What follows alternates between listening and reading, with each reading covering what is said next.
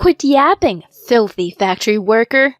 The contract worth $700K is over now. Holly snaps at me. Why do I have to deal with this crap? But really, she's the one at fault here. She's been treating people like dirt, making them feel miserable. Why can't you say anything anymore? Are you scared of me? She grins maliciously, looking down at me. Just you wait, I mutter quietly in my mind. My time is coming. Half a year later, she suddenly shows up at our company. Please get the delivery done somehow. We are wholesaling to a rival company at 3 times the price, so for you, it's 10 times. I couldn't help but laugh at her desperation. How about it? Does it not satisfy you? Why did things end up like this? I turned to her with a big smile on my face. Too bad. It's all the result of your own actions. My name is Emily Cunning. I run a company. Although it's a small one, people working for me are tight-knit, making every day fulfilling. The company's been a family affair for generations, and I inherited it from my dad. When I first became the boss, I was sweating bullets wondering if I could handle it. But with my crew backing me up, I've gotten the hang of things. I'm all about taking the business further. We are into product development, dealing with several other companies. One of them is run by Holly Sanders, the CEO's daughter. She's only 35 and already making waves as the hotshot heiress. So she's got this attitude, always looking down on us during our dealings. Every time I step into her office, she shoots me these icy glares. Here again. Must be a hassle for a little factory worker like you. She says, eyeing my worn-out work uniform. She always treats me like I'm dirt poor. Sorry about my attire. Still, I appreciate your help today. If I stooped to her level of arrogance, it'll just be a stalemate. So I always try to keep it polite. Maybe consider upgrading to something new. Your appearance is kind of a sore sight. Sorry, I can't afford to replace them for everyone. She scoffs and remarks, If you can't even afford that, you'll never make it big like us. Then she starts flaunting a magazine she's featured in. Look at this. It's a nationwide magazine. Offers are pouring in from others left and right, and I don't even know what to do. It's not just her, but her dad, the CEO, and even the employees are all over several pages. Being featured in such a big magazine, I'm genuinely impressed. What's up? Are you so impressed that you're jealous? I'm not jealous, just genuinely in awe. She seems satisfied with that. It's okay to admit you're jealous, you know. Well, it'll probably take your company 100 years to be like ours anyway. I am seething inside, wondering how much more she'll have to belittle my company till she's satisfied. Is being small really that bad? She thinks big companies are always righteous, but I believe as long as everyone can work happily and securely, size doesn't matter. I'm not aiming to be a big shot like her. Her constant jabs get on my nerves. Wish she'd mind her own business. My company is small, so it won't match up to yours. I say just to keep the peace. You're self-aware, I'll give you that. Always dressing like a factory worker, not very CEO-like, but at least you're serious about that. Does she always have to say something extra? Let's get on with business then. I gotta head back to work. Once it's over, I bolt back to my office. Usually I'm chill, but talking to her gets me boiling. Her reputation is terrible even at my company. Hey boss, anything happened today? Alan, the COO, calls out. He's been a work buddy for years and got promoted when I became the CEO. Of course, he knows Holly, and it seems like he's not fond of her either. It's the usual stuff. That person's the same as always. Just because she's young and getting media attention, she looks down on us. He's furious, saying it's unfair that I work way harder than her. Ellen wonders why her dad, Mr. Sanders, who's a great CEO, lets her handle things. You shouldn't let it bother you. People like her never change. I advise him and refocus on my work. The next day, I'm stunned to see Holly suddenly show up at her office. Hey, is the boss around? Oh, Holly, what brings you here? She throws the documents I gave her yesterday onto the floor. These docs are all wrong. Can you redo them? I pick up the thrown papers and carefully check each one. After triple checking, there's nothing wrong. I've checked multiple times, but I didn't find any mistakes. I don't like the way you write. She replies unreasonably. What do you mean by that? Really? You don't get it? It's because you wrote the document that it doesn't sit right with me. She wants someone else to write them, not me. I submitted these because she said yesterday was the deadline. Now it'll take a lot of time to redo them. So when's the deadline?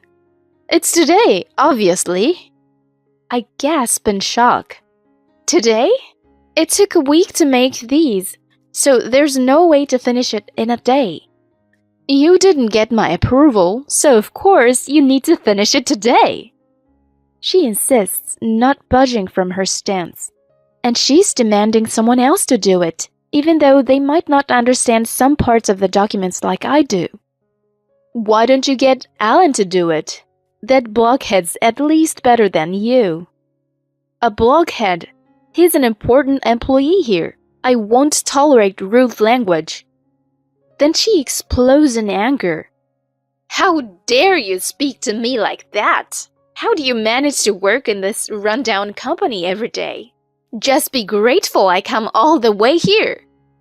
She mocks, looking around the office like it's beneath her. Anyway, it's gotta be done today. Make sure you bring it to me. This is a problem. I immediately consult Alan. In that case, leave it to me. Thanks, but there are parts only I understand, so let's work on it together. He readily agrees to cooperate. When he hears that Holly barged in, he gets even more furious.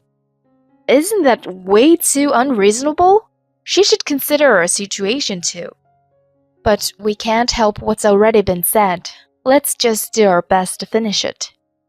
So, we redo the documents together, and just in time, I head over to Holly's office to submit them. You're late. Sorry for the delay. We redid them, so please check. But she doesn't even look at them. Instead, just rips them up and tosses them aside. Why would you do that? I'm tired of dealing with your company. There's no benefit in doing business with an unknown like yours. I'll give the contract to another company. Why? Did we mess up something? She bangs on the desk in front of her, saying she's frustrated with everything. Stop yapping, you filthy factory worker. The contract worth $700K is over now. She snaps at me. Why do I have to deal with this crap? But really, it's her fault. She's been treating people like dirt, making them feel miserable. Why can't you say anything anymore? Are you scared of me? She grins maliciously, looking down at me. Just you wait, I mutter quietly in my mind. My time is coming. I'm not scared at all. I'll take my leave for now. Just like that, the contract's terminated. We managed until now because we had a deal with our company. But without it, our future is shaky. What the heck should we do? I wonder if she even confirmed this with her dad. When I get back to the office, Ellen looks at my face and understands something. So, it finally happened? Yeah, the contracts got terminated. He seems to have guessed it and smiles as if he's happy about it. That's great. Now we're safe. What do you mean? Then time passes. Half a year after Holly ended the contract, she suddenly shows up at our office. Please, deliver the goods somehow. We've been supplying your rival at 3 times the price, so 10 times for you. I tease, seeing her desperate. How about it? Does this not satisfy you? Why do things end up like this? I reply with a big smile. Too bad. It's all the result of your own actions. As I say that, she suddenly raises her head from looking down and glares at me. You're getting quite cocky, aren't you? Why does our company have to go through this? I'm not being cocky. Our business succeeded, so we should be happy about it, right? And please don't come here without contacting us first. Hasn't she ever learned that it's unprofessional to show up at a company without an appointment? Sometimes I've had doubts about whether she's really the CEO's daughter, but I never thought she'd be this rude. I decided to come, so your schedules don't matter, you know? Who do you think you are, just running a small company? Unfortunately, we're not a small company anymore. We've changed drastically in just 6 months. She's puzzled, asking for an explanation. It's understandable for her to find it hard to believe, since we've been a small company for a long time. That's all thanks to Alan. Alan? That blockhead COO? Well, he's always been better than you at least. I want to snap back at her for mocking him again, but I need to explain. I hold back my anger for now. He happens to be acquainted with the CEO of your rival company, ABC Corporation. What? He knows the CEO of such a big company? He's been friends with them since their college days. When Holly terminated the contract, he immediately offered to help us. Although we never had any connections before, thanks to Alan's intervention, we were able to make a deal. I'm infinitely grateful to him. Why would he make a deal with such a small company? Is he that crazy? Isn't it you who's the crazy one here? I mentioned what the CEO of ABC Corporation had said when we made the deal. Your reputation is terrible in the industry, you know?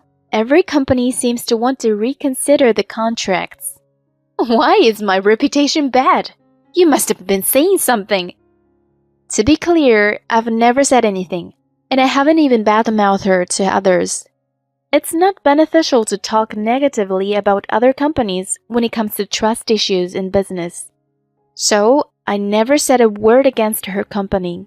I simply mentioned her name when the CEO of ABC Corporation asked which company we were dealing with. It seems you're quite unpopular behind the scenes, despite the media attention. I never liked you to begin with. What are you even saying? You've always obeyed me obediently. Her yelling is causing a scene throughout the entire office floor. Employees are starting to peek over, and finally, Alan shows up. Oh, Holly, do you have some business with us? It's work hours, so please refrain from causing trouble. You've smeared my reputation big time, you know. You're friends with the CEO of ABC Corporation, huh? He nods and clearly states that our business has improved since we stopped dealing with her. So, we won't deal with you ever again. Emily wishes the same. I share the same sentiment.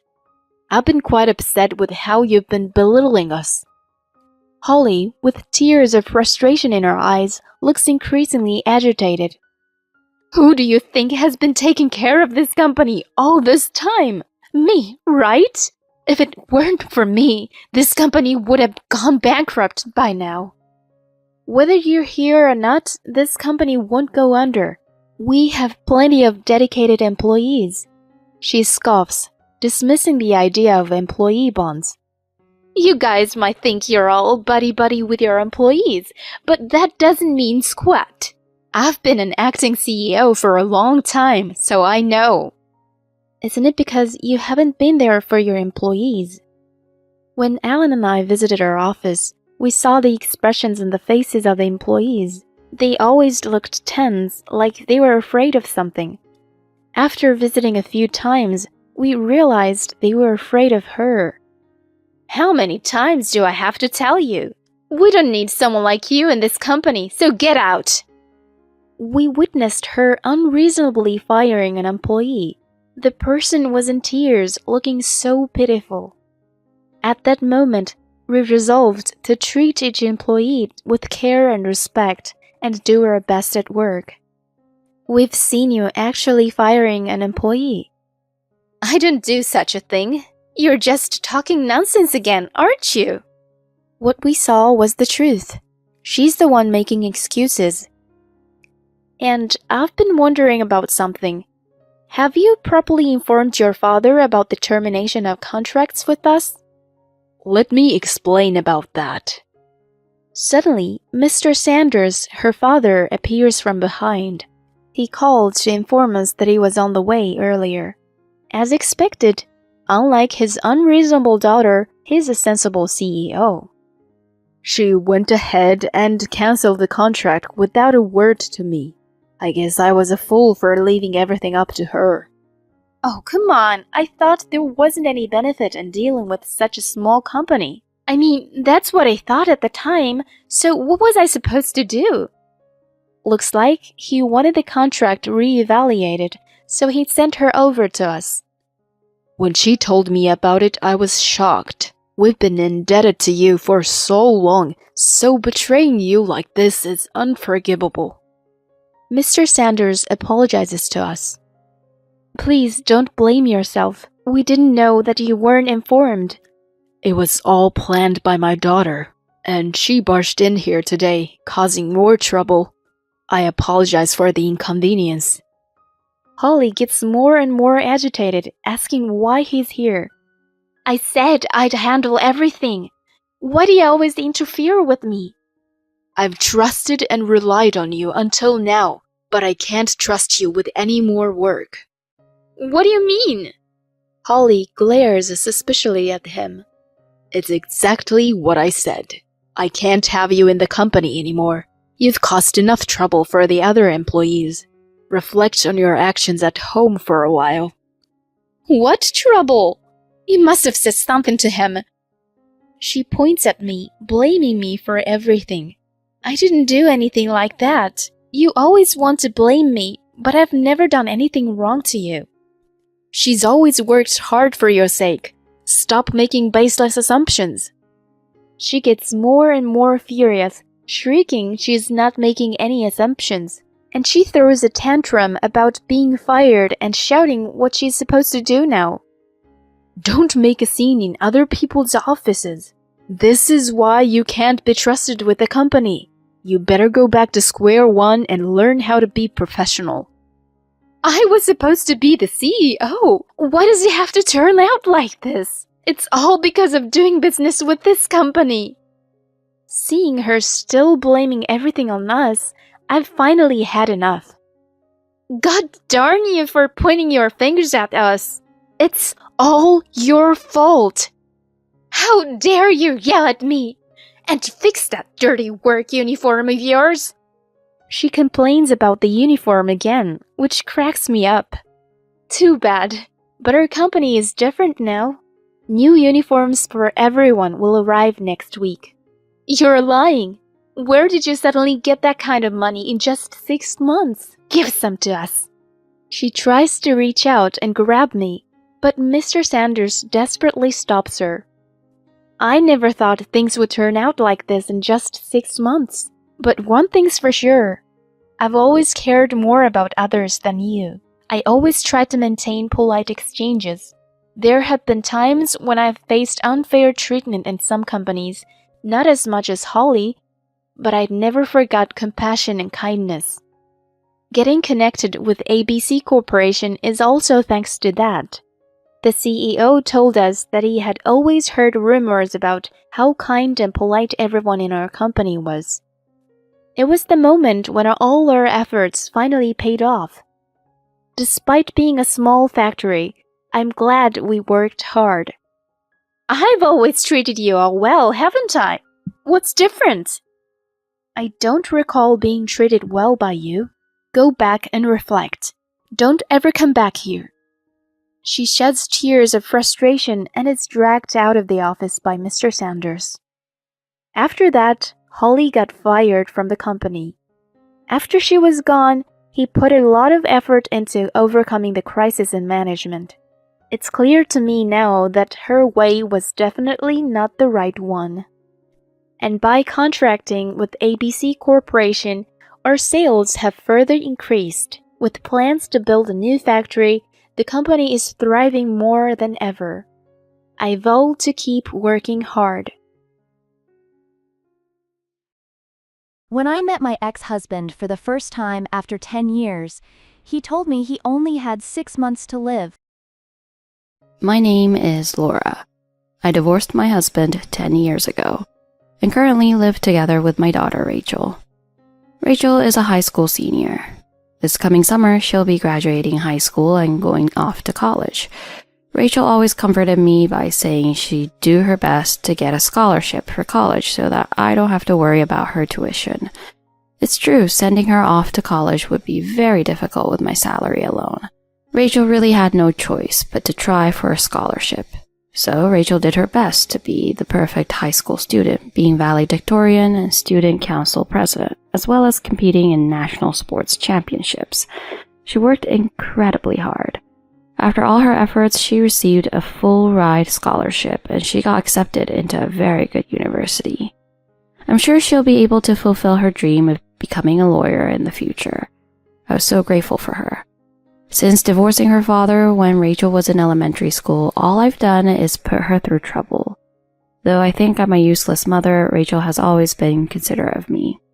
If I just hadn't chosen that man, we might not have had to go through what we did.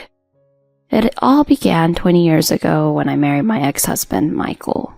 Michael's family lived in a grand plantation house in the countryside.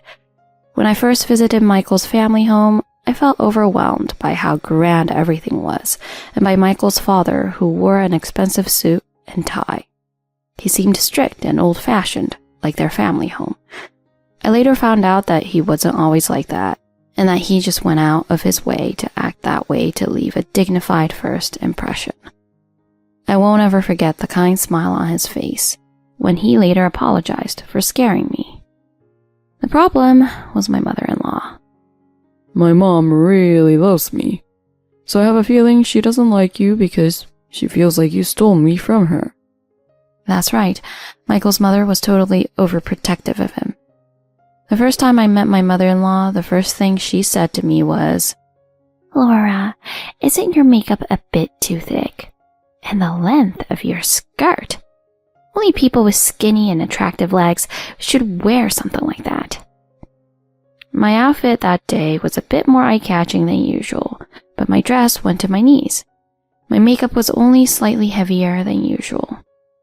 I had also painted my nails. Since it was my first time meeting Michael's parents, I thought it was only natural to put a bit more effort into my appearance than usual. But his mother didn't seem to like that. Michael's father defended me, but Michael himself nodded along with everything his mother said. Michael described his mother's attitude towards him as one-sided, but he was also incredibly reliant on her. I realized that already the first time I met his parents. That first time was a short visit. Just enough for me to introduce myself, but I already got on Michael's mother's bad side. What is Mikey thinking? Getting into a serious relationship with someone as plain as her. When you go to introduce yourself to someone, you should bring a nicer gift. Not something like this, which you can buy anywhere. She said that over and over. By the way, what I brought was a limited edition bottle of wine from a famous winery in my hometown. It is a high-class wine with a smooth mouthfeel that captures the heart of anyone who drinks it. How could she say that a wine like that is something you can buy anywhere? I'm sure she actually thought it was delicious, but just said that to bully me. Needless to say, I had a feeling things wouldn't go smoothly with my mother-in-law.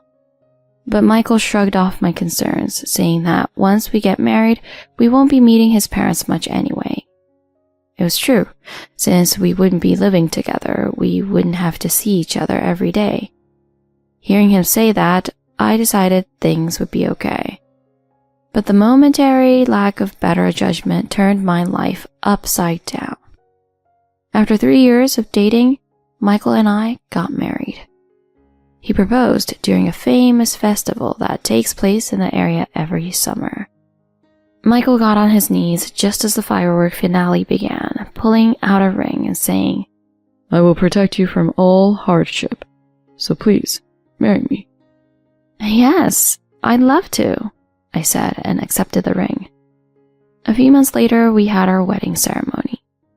I was worried how Michael's mother would take our getting married, but thanks to my father-in-law's convincing, she went along with it. If anything bad happens to Michael because of you, I won't let it go until you get divorced. My mother-in-law said things like this after our wedding, but at the moment I was just so overwhelmingly happy to marry Michael that I didn't take her words seriously. Our married life from then on was far from ideal. I will protect you from all hardship. If he really meant that, we wouldn't have had the sort of married life, and I probably would still be together with him. At first, Michael told me that he wanted me to quit my job once we get married. We'll probably have kids soon, and I want you to be at home and able to focus on raising them. But after I quit my job, his attitude took a 180. Housewives are basically unemployed losers. You just laze around from morning till night. Must be nice not to have to go to work when we don't even have kids yet. Of course, I wasn't just lazing around from morning till night. In order to make the breakfast he wanted, I would get up at 5 a.m. every morning. I was tired of being treated that poorly, so I told Michael I wanted to start working part-time, but he couldn't accept that either. Work part-time? You just want an excuse to be able to have an affair easily, huh? At this point, I didn't understand what he wanted from me. Ultimately, I ended up getting pregnant, and I gave birth to our daughter without stepping back into the workforce. Michael was very happy about our daughter, but his mother wasn't. I'll never forget what his mother said to me when she came to visit the hospital after I gave birth to our daughter. What are we supposed to do about the inheritance now that you've given birth to a daughter? You're useless. If Michael's younger brother has a son, that child will probably end up being the heir. Hearing that made me strangely relaxed at the time. I thought this might be a good chance for us to finally cut off ties with each other.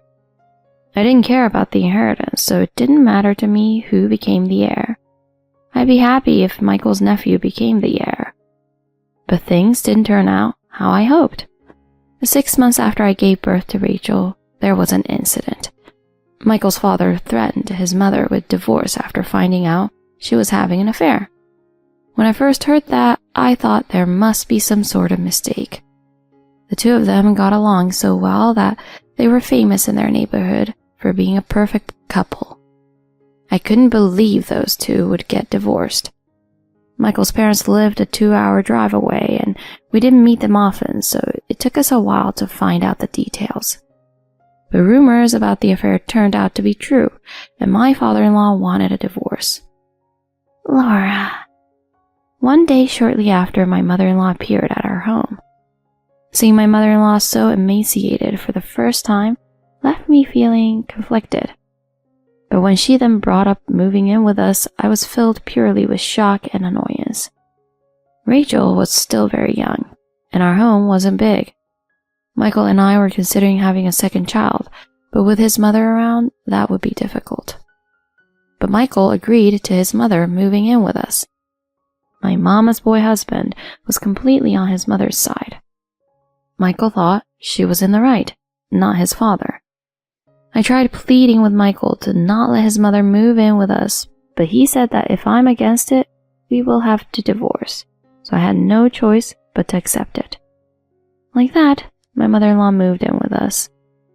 Michael's mother always requested things from me, even when I was busy with Rachel. And that wasn't all. She left all housework to me and complained about everything I did. I expected that her moving in would lessen my load a bit, but it only increased it. She was supposed to only be with us until she found somewhere new to live. but she didn't seem to care enough to house hunt. But I didn't want to get a divorce, so I just dealt with it. I didn't want to have to become a single mother. Busy with my own thoughts, I became numb to my mother-in-law's comments and just let them go in one ear and out the other. This spot is still dusty. Okay, will do. Where is my dinner? Okay, will do.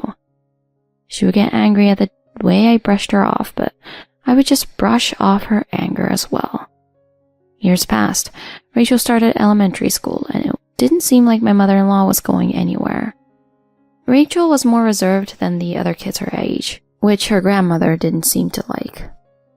I hate quiet and boring girls. You're just like your mom.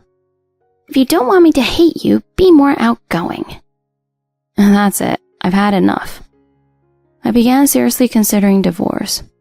Recently, Michael had been constantly away from home, using the excuse that he's in charge of an important project at work. So he is never around or able to talk to his mother for me.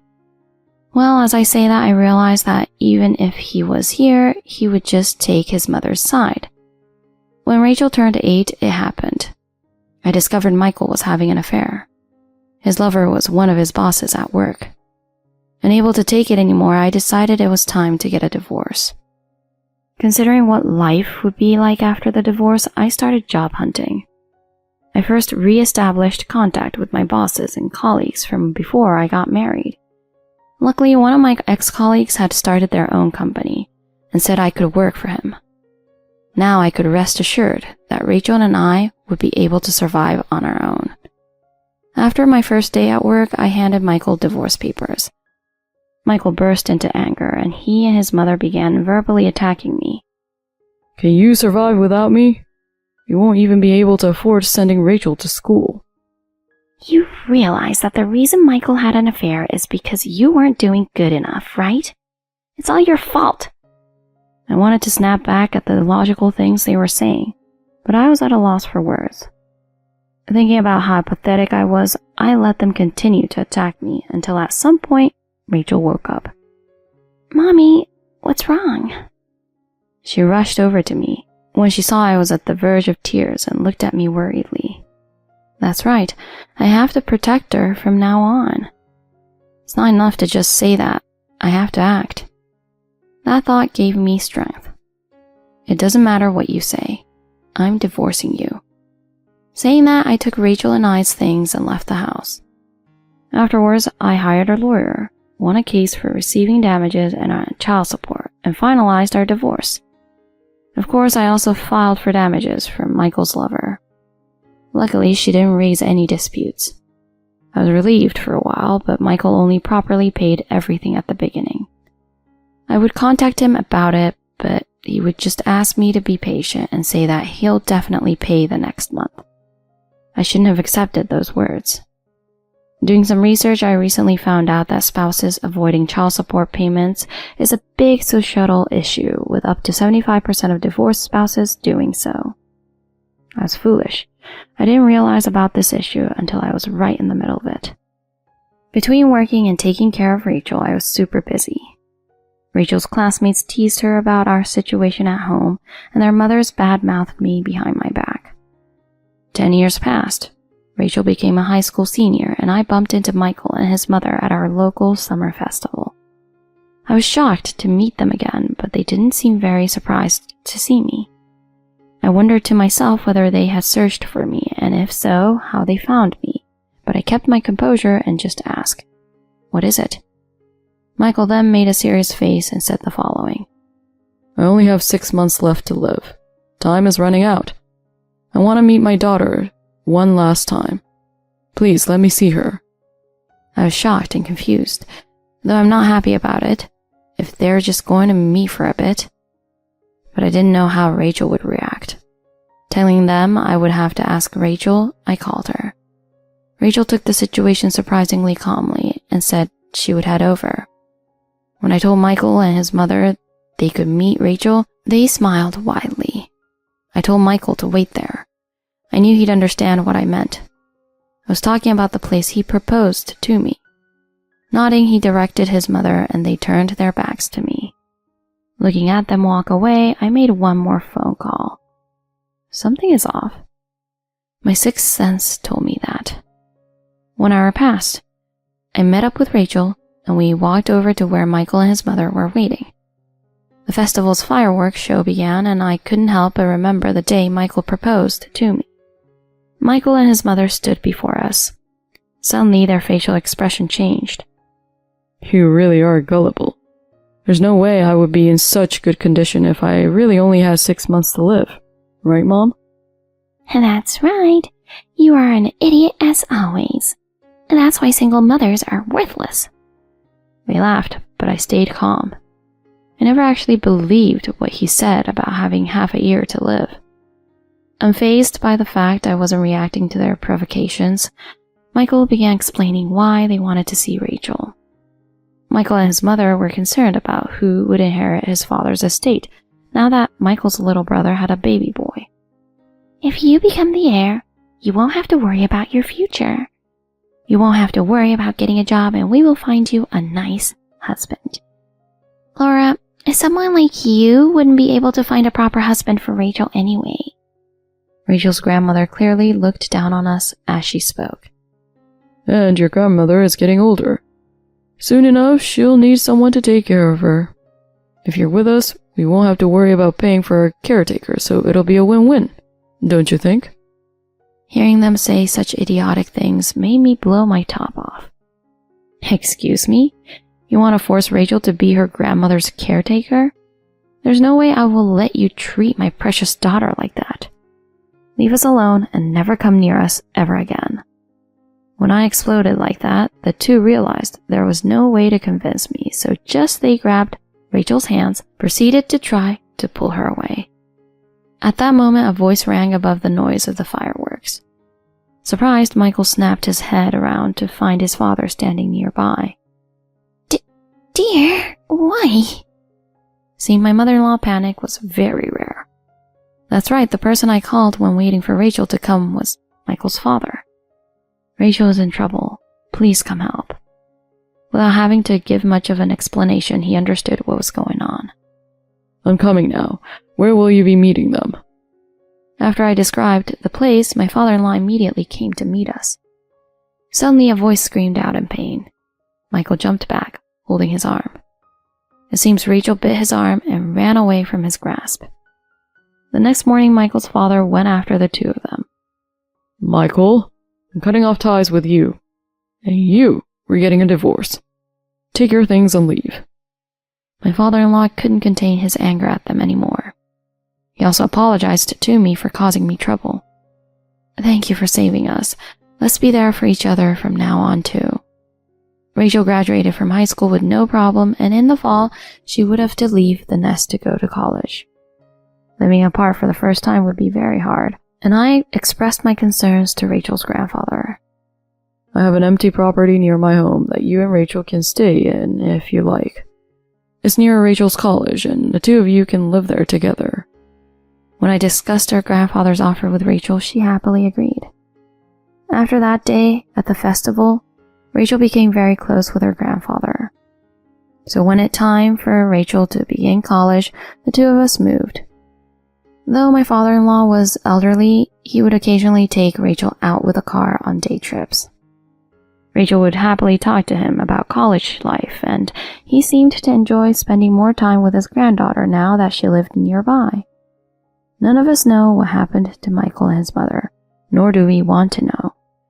In order to keep her as happy as she is now, I will do everything in my power to protect my daughter from trouble. If you enjoyed this video, please like, comment, and subscribe. See you next time.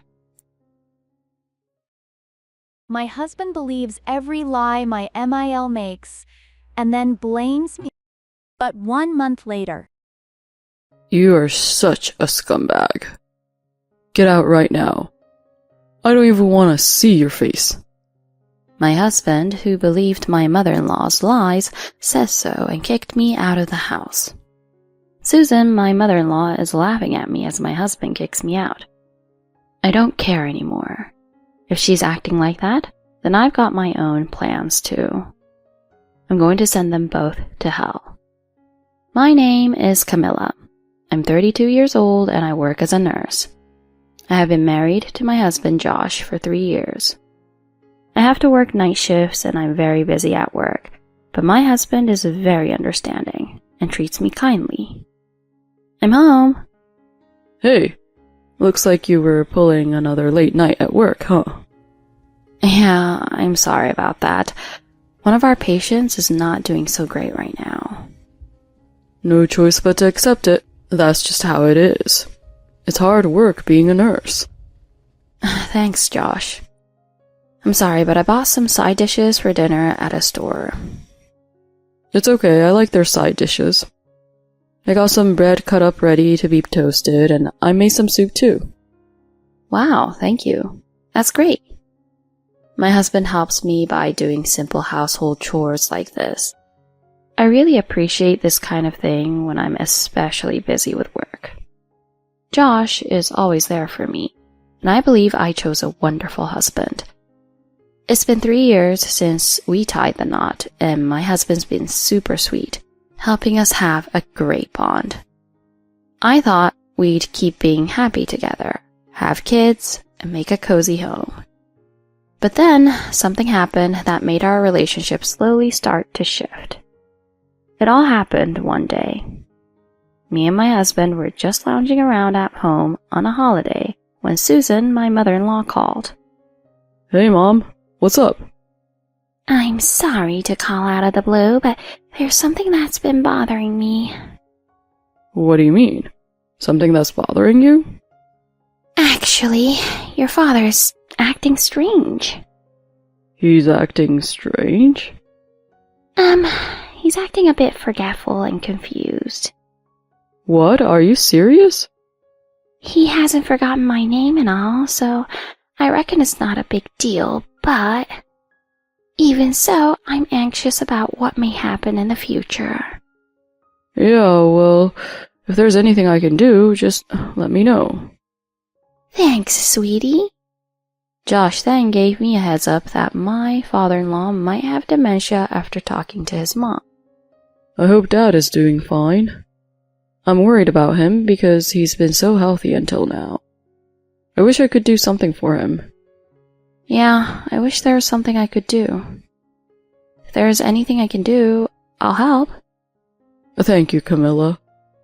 I researched the top dementia hospitals and got some recommendations for my fellow nurses. I was totally prepared for anything that could happen at any moment.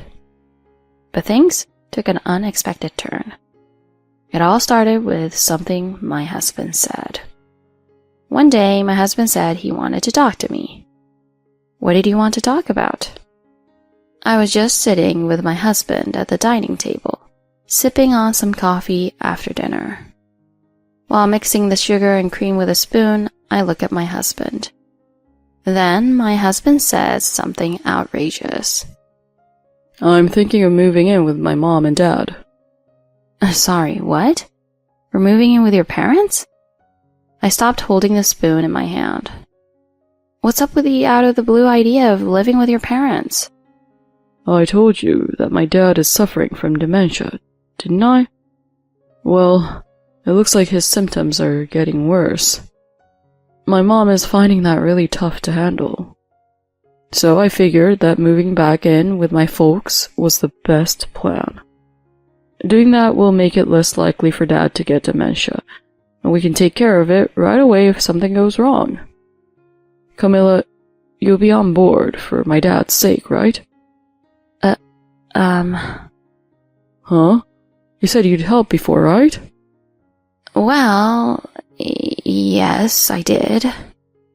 The way I agreed to assist him was in finding a hospital for his dad. I didn't mean it for us to live together, nor did I give him any permission to live together with his folks. So you don't want to live with my folks? You don't really care about them? Is that it? No, it's not like that. Then it's fine to move in with them, right? So now, I'm stuck living with my husband's parents because of him. I wasn't too keen on the forceful way he did it. I couldn't believe my gentle husband would make me live with his parents like this. But until now, my husband has been great, being understanding about my job and helping out with chores. I wasn't completely convinced by how forceful he was this time, but when I remembered all the kindness and support I've gotten from him, I started considering moving in with my husband's parents for his sake. I guess I had to tell myself that to make it seem okay. I went to tell my folks that I had decided to move in with them. Oh, I see. It's not easy taking care of someone with dementia, and I see why you want to lend a hand as a family. But don't strain yourself too much. You can always come home if you need anything. There's a place for you here. Thank you, Mom and Dad. So we ended up moving in at my in-laws' place. I can't wait to start living with all of you today. Yes, same here. I'm sorry to be pushy, but can you get lunch ready for us? Yes, all right. Since it was just around noon, I immediately started to prepare for lunch. Then my parents-in-law and I had lunch together. Afterwards, I was unpacking after washing the dishes when my father-in-law, Dan, suddenly spoke to me. Have you fixed our lunch yet? Excuse me? Hey, honey, we just had lunch, didn't we? Huh? We had lunch already? Yes, we did. Come on, let's go back to the living room and not bother her while she's unpacking. Thank goodness Susan was there to help, but I realized Dan was going through dementia. He's definitely showing symptoms. Maybe I should refer him to a hospital as soon as possible. I'm still a little worried about Dad. Yeah, I see what you mean. He hasn't been to the hospital yet, has he? Yeah, it seems like Dad really hates going to the hospital, and we're having a hard time getting him to go. I see. This isn't so easy as I thought. I'll do what I can to help. Yeah, thanks, honey. I'm glad that you're my wife after all. You're really reliable. Josh. I was happy that my husband thanked me like that. I still don't agree with the fact that I was forced to live together with his parents, but since we're already doing it, I guess I'll just have to deal with it. I just have to make the best of it. With this in mind, I figured I should talk more with my in-laws from now on. At first, I thought that living together was going well without any issues. My husband talked to Susan about my job situation, and she totally understands and is cool with it. So, on days when I worked nights, Susan took the lead in doing the housework, and she was being very supportive. However, things began to change little by little. Gradually, my share of the housework began to increase. Even on night shift days, Susan asked me to make breakfast, and I was responsible for preparing breakfast for my parents-in-law and my husband the next day before work. This is quite a hassle, and since I also have to cook dinner before work, it's quite physically demanding. And she's getting all strict on me, not just during the night shift. Even on the day shift, if I am even a little late, Susan gets extremely angry. Hey, Camilla, do you even know what time it is? It's already past 6 p.m., you know. I'm starving, so you better hurry up and cook dinner. I'm sorry. I've been working late. Don't give me excuses. You're Josh's wife. You've come to this house to be his wife, so do your part properly. Susan was going off on me for no reason. Susan was only thinking about herself and didn't care about how it affected me. When we first started living together, she was pretending to be all nice and innocent. Susan was getting even more unreasonable as time passed. Whenever I brought home pre-made meals because I was too busy with work, she'd be like, "We're not eating this garbage," and chuck it in the bin. "It's clear you've been treating Josh pretty poorly, but I'm not letting you get away with anything anymore." Oh, I'm going to make sure you learn to be a good wife. Susan would give me a hard time, but it was too extreme when she threw out the food I bought without even touching it. I talked to my husband about it that night. I properly reported in detail the unreasonable remarks Susan had made to me. But my husband didn't agree with me. Isn't that because of your attitude? Excuse me? My mom is a wonderful person. I mean, she's offering to guide you on being a wife, right? You should be grateful about that. Mom's right.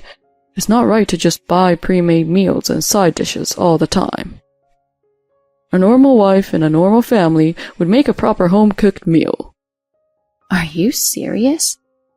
I work the night shift. Then quit your job. What? It's a perfect opportunity to quit your job. If you leave your job and focus on being my housewife, you can handle the household chores and look after our family. Wait a minute. Are you being serious? Well, I end up saying all these things because you don't do your chores properly. If you hate being nagged about it, then do your chores properly. Okay, fine. I realized my husband wasn't what I thought he was. I thought he would take my side. But I had to prove myself to my husband and Susan by doing my best at housework. I hate losing, so I powered through with a positive mindset. I won't allow them to talk bad about me. With this in mind, I desperately tried to balance housework and my work. But even so, Susan never acknowledged my efforts. The way you clean is so messy. You're so slow at doing laundry. Your cooking is terrible. And you're a lousy wife. No matter how hard I tried, Susan never acknowledged me. Instead, she kept on making up more lies to my husband. She made up a whole bunch of lies about me to him, like how I was cheating, gambling, and stealing money from her purse. She went too far. I could totally take legal action against her for that. My husband believed every word that came out of Susan's mouth. What the hell are you doing? How can you call yourself a human when you cheat, gamble, and steal from my mom? Wait a minute. You believe everything what your mom said about me? Why would I even consider doing things like that? I desperately tried to defend myself every time my husband accused me of lying. How could he possibly believe Susan's obvious lies? Are you saying my mom is lying? Yes, she is straight up lying. Hey, don't be rude about my mom. She's a kind and wonderful person. My mother-in-law is anything but kind and wonderful. I mean, I've never seen her being kind and wonderful to me. She's tired from taking care of Dad. Don't do anything that will stress her out. Why does Josh believe everything my mother-in-law says? I was getting angrier and angrier at my husband. I even thought to myself, if he doesn't believe me at all, then we don't need to be married at all. Then one day, I learned a surprising fact. One day while I was at work, my coworker called me up. She was supposed to be off today. Why did she call me? What did she want? I opened my phone and looked at what's up during my lunch break. There, I found a surprising message from her. Hey, Camilla, I think I saw a guy who looked a lot like your husband, and he was with a young woman. She had her arms around him, and it didn't seem like they were just friends. Does your husband have a sister I don't know about? My hand trembled as I gripped my phone. I didn't know at all that my husband, who I thought was messing around, was actually messing around. He probably thinks I'm cheating on him too, since he was actually cheating on me. I quickly got a PI to look into the situation. Then, in no time at all, evidence was gathered. I'm gonna divorce him and get away from that house. I was making various preparations for the future. But then my husband got all worked up and started yelling at me. Hey, do you even know what you did? What are you talking about all of a sudden? I heard you tried to mess with my parents by slipping rotten food into their breakfast. What? I never did that. I mean, the breakfast I made today was... Shut up. Quit with the lies. So like I said, I didn't lie to you. I didn't have time to cook that day, so I just bought a variety of ingredients such as bread, jam, and yogurt and put them in the fridge for them to eat on their own without having to cook. So I didn't cook anything for Susan or Dan. In other words, Susan straight up lied once again about this. But my husband doesn't listen to me at all. You are such a scumbag. Get out right now. I don't even want to see your face.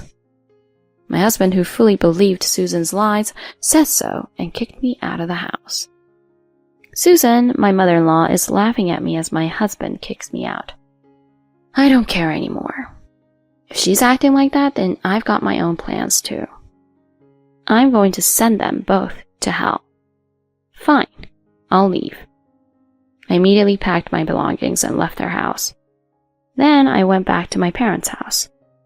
My parents were surprised that I had suddenly returned, but when I explained the situation to them, they were furious.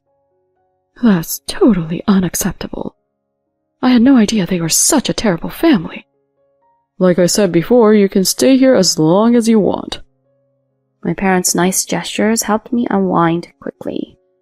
I think I was super stressed at my in-laws' place. I finally had a chance to relax and give my body a break at my parents' house after a long time. So I started commuting to work from my parents' place. All my things are at my husband's parents' place, but I brought the essentials, so it's okay for now. About a week later, my husband called me, but I ignored him. He kept on calling me so many times, but I continued to ignore him. Then I proceeded to prepare for the divorce. About a month after I left my parents-in-law's house, I visited them. It was a holiday, so my husband was home too. Oh, you're finally home. How's it going? Have you reflected on what you did? You didn't answer any of my calls, so I figured you must be pretty depressed. Well, from now on, I'm going to have you be a full-time housewife and take care of Mom and Dad. That's the first thing my husband says when he sees me. And Susan's got a smirk on her face while she folds her arms and laughs. I'll make sure to point you in the right direction again, so be prepared. Apparently, they think I'm back. They probably think I'm going to get down on my knees and apologize. But I didn't come here to come back to my parents-in-law's house. I came here to divorce my husband. I held up the divorce papers in front of him. What's that? As soon as he saw that it was divorce papers, he froze. What's going on here, Camilla? You want a divorce? Yes, I do. Please, sign here. Wait a minute. It's not right to suddenly ask for a divorce. My husband looks panicked.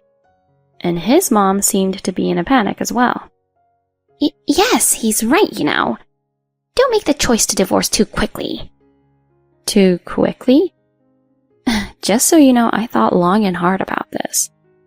Josh did something terrible that made it impossible for us to keep going as a couple. What do you mean that I did something terrible?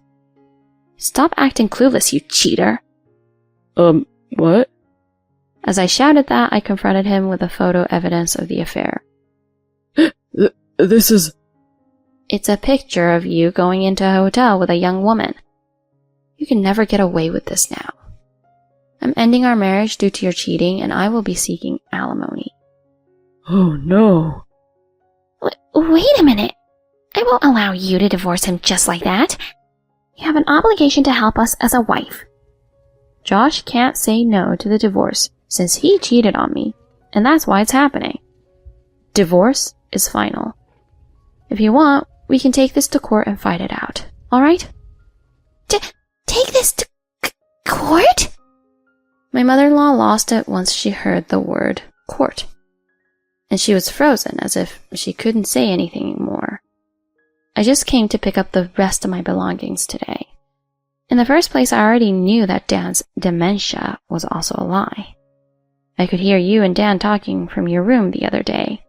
I heard you say, I knew that if I told Josh and Camilla that Dan needed care, they would have to move in with us, and that this whole plan worked out well. I also heard you complimenting Dan on his great performance, pretending to be forgetful and showing symptoms. I mean, Dan really didn't have dementia, right? That's why he stubbornly refused to go to the hospital. Susan was really upset because I saw through their lies. With that, I packed up my things and left their house. Then I got into my dad's car, which was waiting for me outside, and went back to my own parents' house. After that, through my lawyer, I divorced my husband and demanded alimony from him and his mistress. I was paid $30,000 each. My ex-husband got into huge trouble when the affair came to light at his company. It seemed that his mistress was the wife of his boss. The whole situation became a huge mess, and my ex-husband was demoted to a local branch with a reduced salary. It's all his own fault, and it's a great feeling to know he's suffering right now. And then Susan was also punished. It seems like she got a bad back and had to be hospitalized for a while. So there was no one left to do the housework, and Dan had to take care of everything by himself. But Dan, who can't cook or clean at all, or can't make a living, and since he can't cook for himself, he eats pre-made meals and side dishes from the groceries every single day, which has made him sick and unhealthy, and now he had to be hospitalized because of that. It's a great feeling to see their whole family suffering. Meanwhile, I'm working harder than ever now that I'm single and back home where I can devote myself to my work. Because of this, I've been offered a promotion. Since I don't want to be in a relationship for a while, I'm going to keep working hard, earning a lot, and saving more and more money. Thank you for watching until the end. If you enjoyed this video, please subscribe to our channel. See you in the next video. On my wedding day, I heard my fiancé and his mother talking. We've got a maid. Right pointing arrow, I canceled and went home unannounced, and they were furious. Please marry me. A diamond ring was presented, and I instinctively covered my mouth with my hand. I never thought I would actually react as if I were in a TV show. I was so happy. My eyes watered up. If you're okay with it, then I'd be happy to. Please don't notice my trembling voice. While thinking this in the back of my mind, I took his hand that was offering the ring. Yes! He sounded so adorable as he said this, relieved. I felt undoubtedly the happiest in my life. My name is Madison. I had achieved my childhood goal of becoming a nurse, and it felt like my hard work had paid off. I never minded not having time to go out, or the lack of social encounters due to the constant studying. But before I knew it, everyone around me had gotten married, and more of my friends had children. I did want to get married, but thinking about meeting someone new and balancing that with work, it seems hard to take the first step. Maybe it would be easier to live alone forever. That's when I met Finn. I was surprised when he confessed soon after we met. But after his persistent invitations, I eventually gave in and we started dating. Even though our relationship began that way, Finn, who was 2 years younger than me, seemed cute and affable, and gradually he made his way into my heart. Then he moved into my apartment and we began living together. I found myself doing everything for him, the charmer, yet it was fun spending time together. Isn't Finn too dependent on you? But even so, I'm happy because of it. Even if he's younger than you, you do too much for him. I had become devoted to him, so much that my friend would say this to me. Indeed, I paid the rent and all living expenses, and did all the household chores. I wished to share at least half the living expenses since we lived together. And since I was also working, I wanted to share the household chores too. I was thinking, isn't this apartment too small? Could we move somewhere bigger? One day, I bravely brought up our future plans to him. Moving home. I'm the one paying the living expenses right now, right? Since you also lives here, I'd be happy if you could share some of it. And the chores too. I'm sorry. Saying this, he apologized loudly and hugged me tightly. I'd been oblivious until you pointed it out. No, I couldn't bring myself to say it either, so... I will do better. I was happy to hear that and trusted his words. But time passed without any contribution from him to rent, chores, or even discussing moving.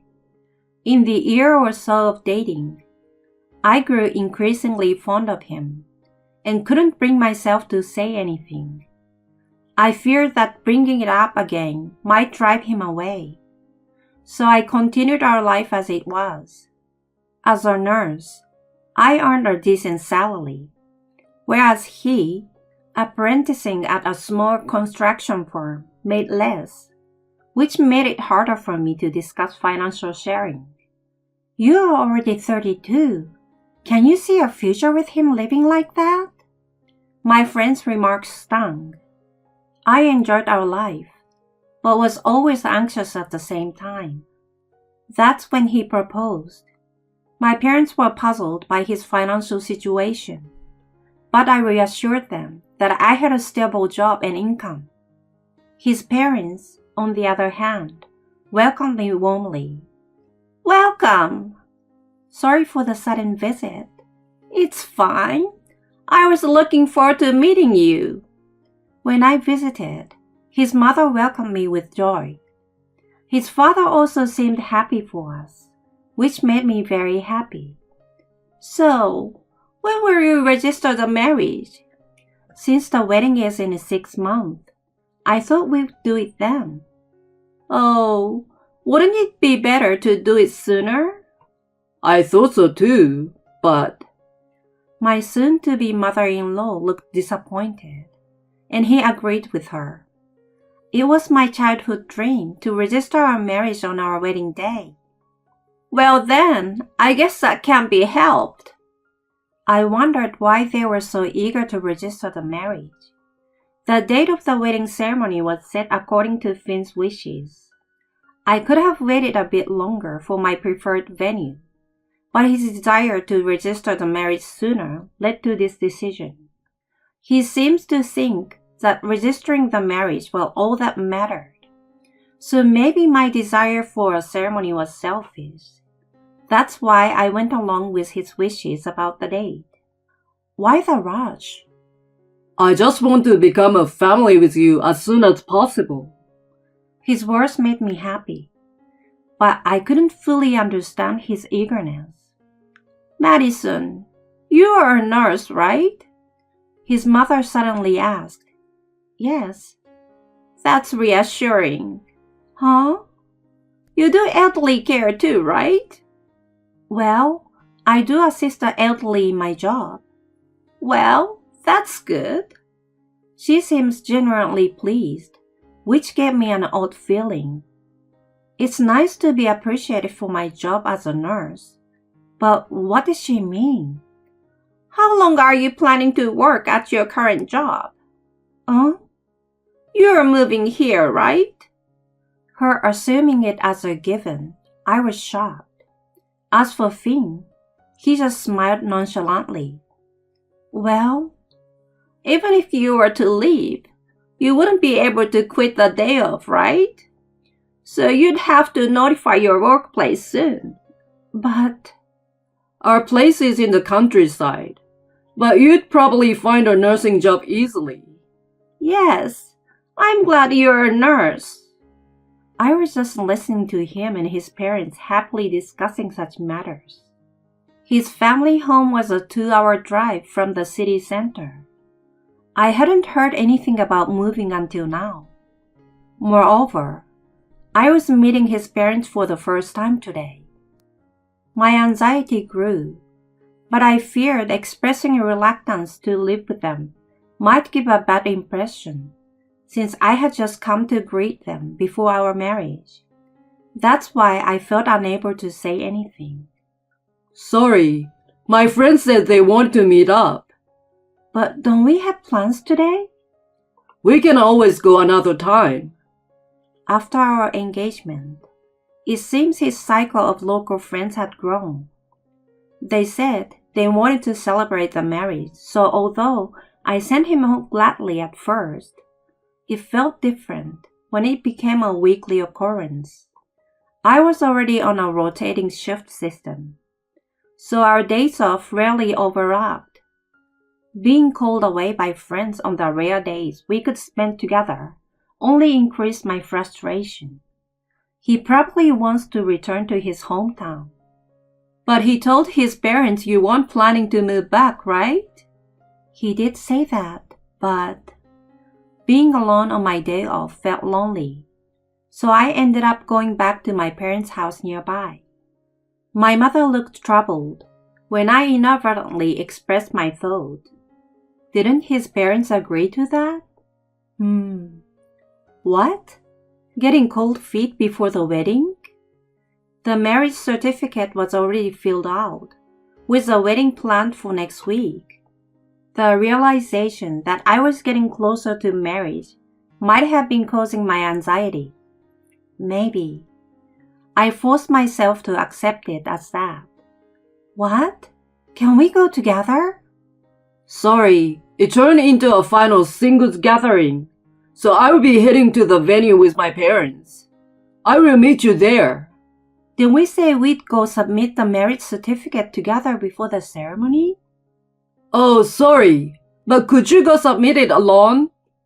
There won't be much time after the ceremony because of the reception, and you should go spend some time with your parents, he said, as if advising me. Was I wrong to be upset about not going to the wedding venue together, or being told to submit the marriage certificate alone? But despite his and his parents' wishes to register the marriage as soon as possible, I had insisted on waiting until the wedding day. Okay, I reluctantly agreed. However, I'd never expected to be in so much trouble. The day before the wedding, I stayed at my parents' house. The next day, we headed to the venue together, but the car broke down, significantly delaying our arrival. I had planned to submit the marriage certificate on the way to the venue, but there was no time. I have to apologize to him.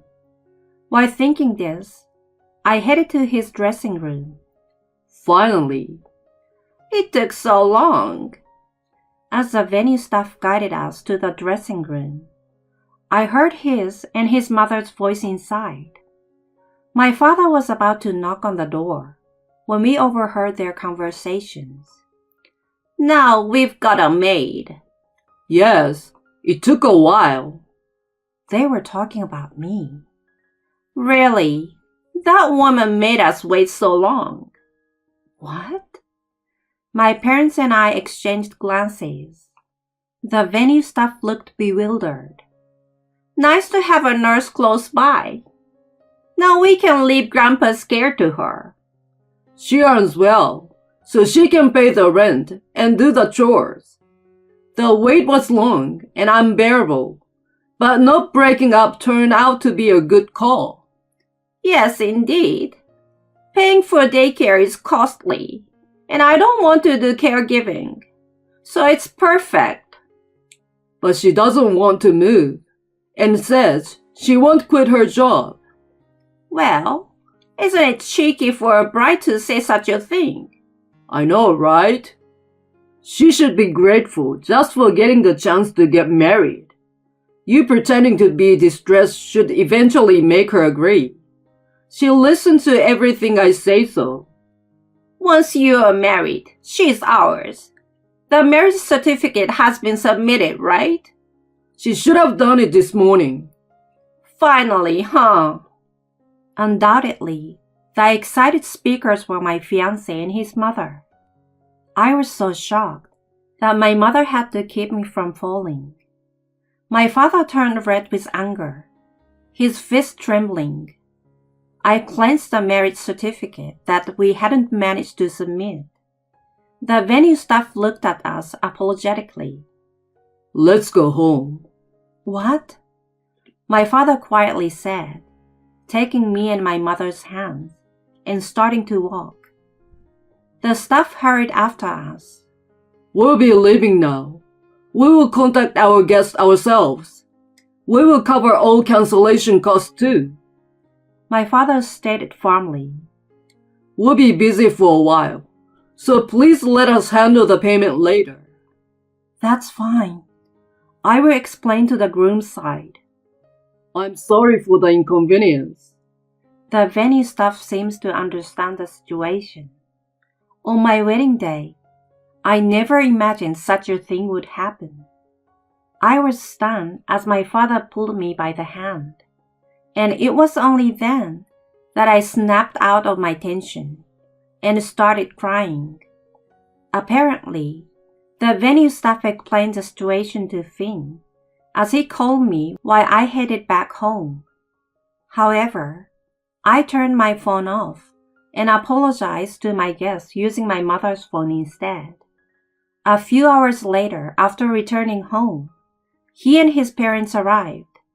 What's going on? He shouted in fury. Apologizing to the guests was such a hassle. Do you want to embarrass us? I heard you told them to cancel the wedding yourself. How selfish. Though, his voice was loud enough for the neighbors to hear. My father calmly handled them, never letting them inside. Let's pretend this marriage never happened. What? My daughter said she has no intention of marrying you. What do you mean? I won't allow such selfishness. You are already our daughter-in-law. His mother's voice rose high. Then she smirked. We'll forgive you this time, but you will have to pay the cancellation fees, and you will come live with us. And don't forget to quit your job too. Understanding her intent, Finn turned to us with a smile. Right. You've embarrassed us, so you owe us that much. Move in with us, and make sure to pay for rent and living expenses with your salary. Enough is enough. My father raised his voice after listening silently. My daughter is not your slave. A slave? I never said that. But I heard it. At the venue, you said you've got a maid. What? Oh. As my father confronted them, they were lost for words. You heard? Loud and clear. All your selfish talk. Finn's face turned pale, while his mother paused before laughing loudly. What's wrong with that? My son and she is married now. It's natural for her to obey us. Right. Seeing her defiant attitude and him agreeing, I felt nauseous. Madison likes me, don't you? We promised to be together, right? Can't you help out a little? My parents are struggling, so I'm sure you can lend a helping hand. Taking advantage of my silence, he clung to me, probably thinking I would easily give in. But I brushed off his hand. Don't touch me. What? I said, don't you dare touch me. Are you angry? Forgive me. We are family now, right? Everyone makes mistakes, right? We are family, so please, overlook it this time. What family are you talking about? A convenient maid? A slave who obeys every command? I threw the documents in front of them. Unfortunately, we're not family yet, so I have no obligation to obey you. What? Why is this here? This here, what? Seeing the marriage certificate in my hand, their eyes widened. I couldn't submit it because of some trouble, but I'm glad I didn't. You tricked us. You're the one who tricked me. With that, they were speechless. Please, communicate through my lawyer from now on. Wait! Without looking back, I closed the door. After ensuring they were gone, I went to my apartment and found it ransacked. Relieved that I had already moved out my valuables, I suspected they were searching for my bank information. I ignored his message asking where the savings were.